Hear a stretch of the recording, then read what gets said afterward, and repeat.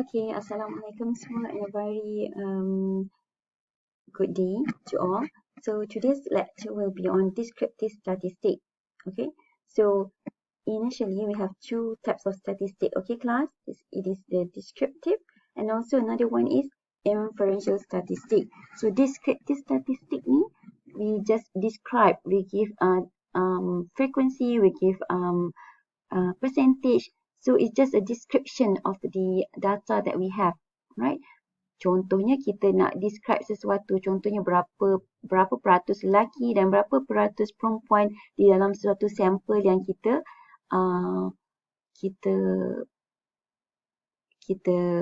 pergi membuat kajian tersebut. Okay, right? So itu description, kita panggil sebagai descriptive statistic. Another type is the inferential statistic. Inferential statistic ni adalah yang kita invert, yang kita nak tengok hipotesis dia. Contohnya, biasa inferential statistic ni melibatkan kita tengok sama ada perbezaan tak di antara lelaki dan perempuan mengenai BMI mereka. Is there any difference between male and female in terms of their knowledge, for example, in terms of their BMI? That is inferential statistic. Or we want to see, is there any relationship between eating Maggi and hair loss?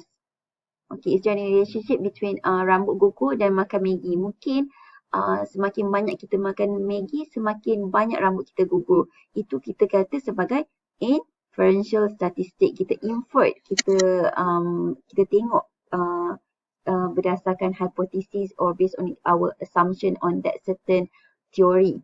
Okay. So, ada berapa jenis statistik kelas? Yes, dua. Satu is descriptive statistic and another one is the inferential statistic. So, kita nak akan tengok for today's lecture is on descriptive statistic. So, what is descriptive statistic? How do we present descriptive statistic?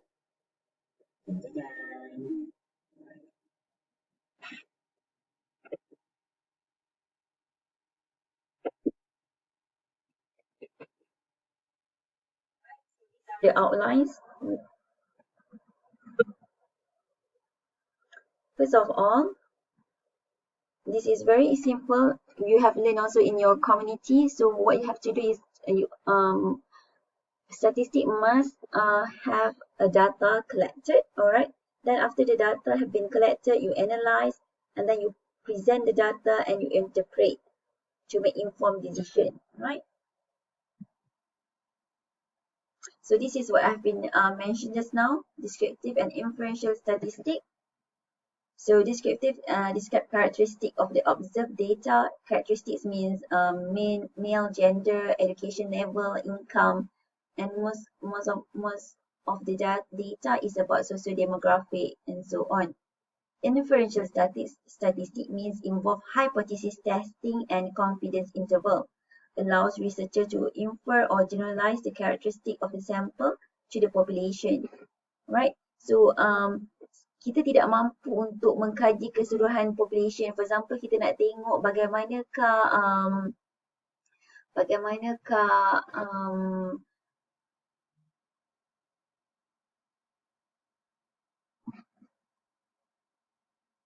okay, kita tidak mampu nak tengok, for example, kita nak buat kajian di negeri Terengganu ke atas kanak-kanak berumur 5 tahun. So, kita nak tengok bagaimanakah status pemakanan bagi kanak-kanak 5 tahun di negeri Terengganu.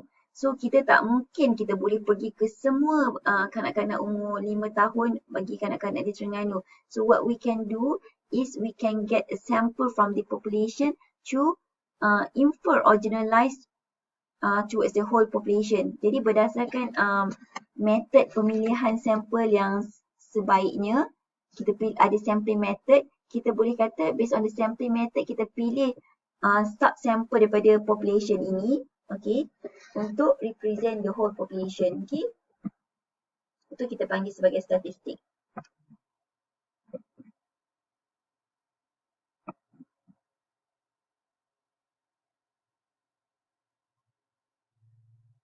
So, type of statistik ni bergantung kepada purpose. Pertama, purpose. Apakah objective of study? Kita nak tengok descriptive ke? Kita nak tengok inferential statistik? Right? Normally FYP untuk yang buat jenis survey-survey ataupun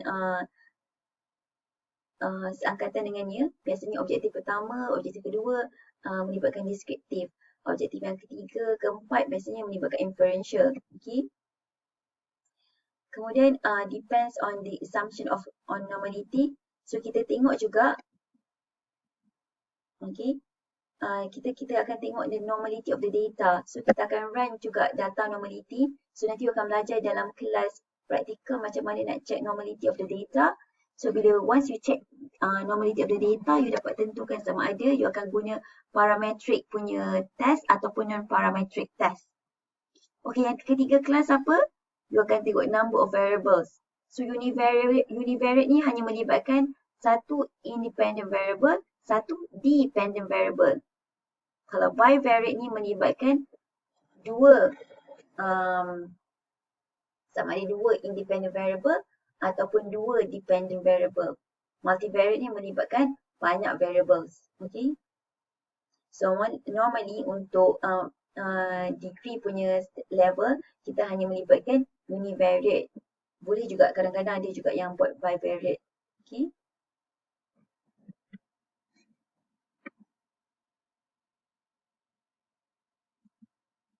Okay, so sekiranya kita mampu untuk ambil the whole population, itu kita panggil sebagai parameter, descriptive measure from population data. So kita memang menggunakan kesemua maklumat individu, contoh tadi kanak-kanak bawah 5 tahun, semua termasuk. Itu panggil sebagai parameter. Okay. Tetapi sekiranya kita ambil a subset of population, kita ambil sampel daripada keseluruhan kanak-kanak umur 5 tahun, kita hanya ambil sedikit daripada itu ataupun berdasarkan sampel size yang sepatutnya, itu kita panggil sebagai statistik. Alright? Ini adalah cara penulisan. Sekiranya number of cases tadi, kita ambil keseluruhan, dia punya cara penulisan adalah N huruf besar. Kalau statistik, N huruf kecil lah. Alright? So, mean dalam bentuk macam ni, mu. Kalau statistik dalam bentuk macam ni. Variance, standard deviation macam ni, correlation, coefficient macam ni. So, mungkin you all masih pening apa maksud bagi setiap satu ni. Tapi jangan pening, kita akan masuk setiap ni kita akan progress dan kita akan kenal satu by satu maksud setiap benda ni apa. Okay. Okay, this is type of sample. Okay. So, kita nak buat kajian kanak-kanak bawah umur 5 tahun tadi. So, macam mana kita nak pilih sampel tersebut? Takkan kita nak ambil semua kan? Tak mampu. So, what we have to do, we have to select them based on sampling method. So, there are two types of sampling method dekat sini. There's probability sampling and non-probability sampling. Okay. So, yang paling power sekali if we can do the probability sampling. Sebab it can reduce the error and all other things lah.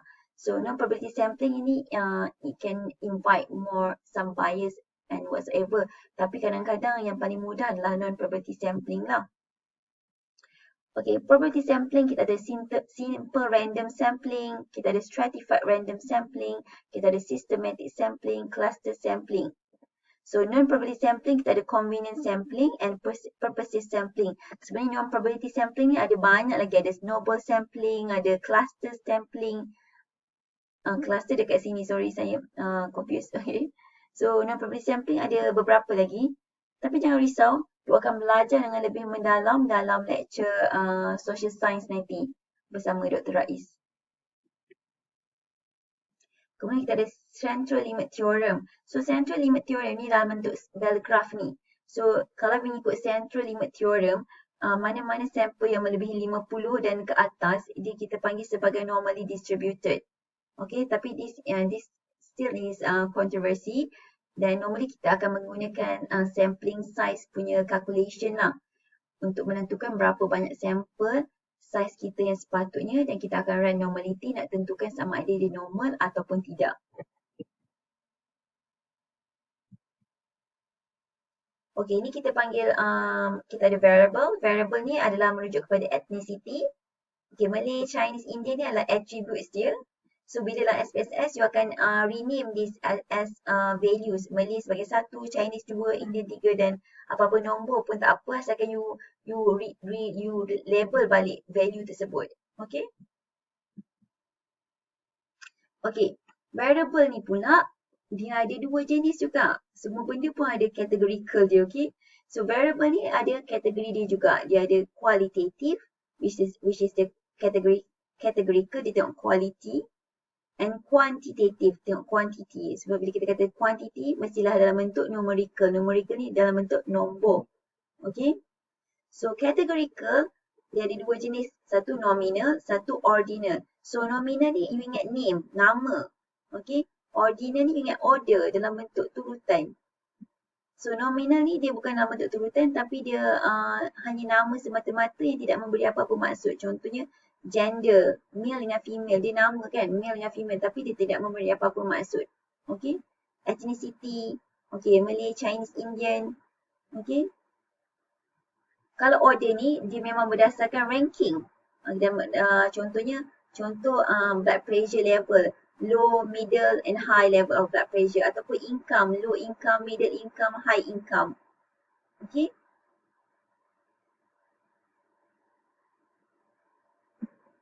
Kemudian kita ada discrete. Untuk quantitative, discrete. Discrete ni adalah berdasarkan characterized by gaps or interruptions in the values. Values that can be assumed only whole numbers. So, discrete ni hanya melibatkan nombor yang tepat saja. Dia tak ada decimal dan sebagainya. Contoh number of students 1, 2, 3. Tak ada number of students 1,5 student yang datang cikgu. Tak ada macam tu. Dia whole number.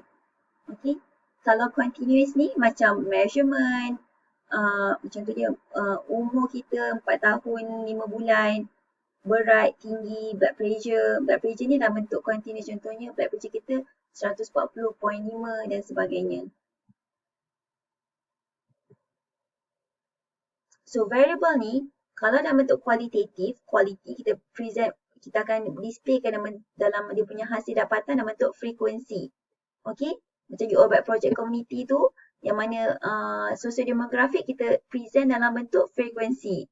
Kalau kuantitatif ni, kita akan present dalam bentuk mean standard deviation ataupun median IQR. Macam mana kita nak tentukan sama ada data tu kita present dalam bentuk mean ataupun median? Kita akan cek berdasarkan normality. Sekiranya data tersebut normal ataupun mempunyai bell graph yang normal, kita akan present bentuk mean. Sekiranya data tersebut tidak normal, okay, bila kita run normality dia tidak normal. So kita akan presentkan data tersebut dalam bentuk median IQR. IQR ni adalah interquartile range.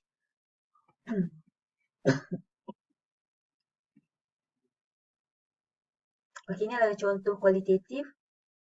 Macam mana you boleh present dalam bentuk pie chart, dalam bentuk bar chart. Ni adalah contoh table macam mana you nak present categorical data. Okay, dah habis dah categorical data ataupun qualitative. Sekarang kita pergi kepada quantitative ataupun numerical data. So, this one kita present bukan dalam bentuk apa tadi, bukan dalam bentuk frekuensi, bukan dalam bentuk percentage. Tetapi kita present dalam bentuk apa? Mean or median. Jarang sekarang kita pakai mode. Okay. So, kita punya contoh mean, kita ada plus minus S standard deviation, median dalam bentuk IQR. Yang saya panggil standard deviation, IQR tu adalah measures of dispersion ataupun measure of variability. Nak tengok bagaimanakah variance dia daripada yang largest kepada smallest value. So, measures of dispersion ni ada beberapa jenis, okay? Satu, kita ada range. Yang kedua, kita ada variance. Yang ketiga, kita ada standard deviation. Yang keempat, kita ada IQR ni, interquartile range. Okay? So, normally kita akan pakai yang dua bawah ni untuk presentkan data kita.